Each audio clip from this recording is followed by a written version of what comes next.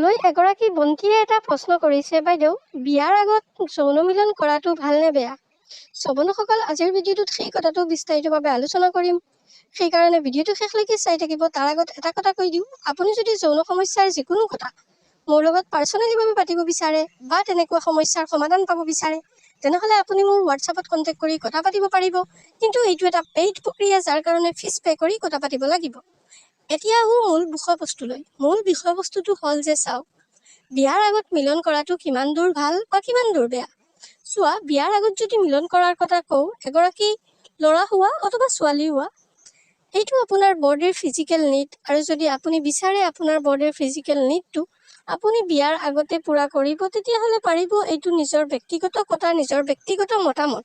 কিন্তু মোক যদি ভাল বেয়াৰ কথা কয়, চোৱা, আপুনি যিগৰাকীৰ লগত বিয়া পাতিব, আপুনি যদি ল'ৰা হয় ছোৱালীৰ লগত, ছোৱালী হ'লে ল'ৰাৰ লগত, তেখেতৰ লগত চিটিং হ'ব। কাৰণ চবেই বিচাৰে যে এগৰাকী ভাল পুৰুষে বিচাৰে এগৰাকী ভাল ছোৱালী মই বিয়া কৰোঁ, আৰু ছোৱালীয়ে বিচাৰে যে এগৰাকী ভাল পুৰুষ মই বিয়া পাতোঁ।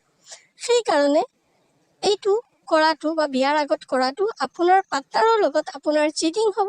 যদি আপুনি তাৰ পিছতো আপুনি এইটো কৰিব বিচাৰে, তেনেহ'লে কৰিব পাৰে, আৰু যদি নিবিচাৰে তেতিয়াহ'লে আপোনাৰ নিজৰ ব্যক্তিগত কথা। কিন্তু মোক যদি আপুনি কয় এইটো কৰাটো ভাল নে বেয়া, চাইণ্টিফিকেলি যদি কওঁ, বা দেহৰ কাৰণে, হেল্থৰ কাৰণে কোনো ধৰণৰ বেয়া নহয়, হেল্থৰ কাৰণে এইটো ভাল। কিন্তু সামাজিক ক্ষেত্ৰত, ধাৰ্মিক ক্ষেত্ৰত যদি চাওঁ, তেনেহ'লে নিশ্চয় এইটো বিবাহৰ আগত বেলেগ পুৰুষৰ লগত কৰা অথবা গাৰ্লফ্ৰেণ্ড বয়ফ্ৰেণ্ডে কৰা, এইটো নিশ্চয় বেয়া কথা, বেয়া বস্তু। সামাজিক ক্ষেত্ৰত অথবা আপোনাৰ ধাৰ্মিক ক্ষেত্ৰত চাইণ্টিফিকেলি বেয়া নহয়। আশা কৰিছোঁ আপোনালোকে গম পাইছে। যদি মোৰ ভিডিঅ'টো ভাল লাগিছে, মোৰ পেজটো ফ'ল' কৰিব, ভিডিঅ'টো এটা শ্বেয়াৰ কৰিব, আৰু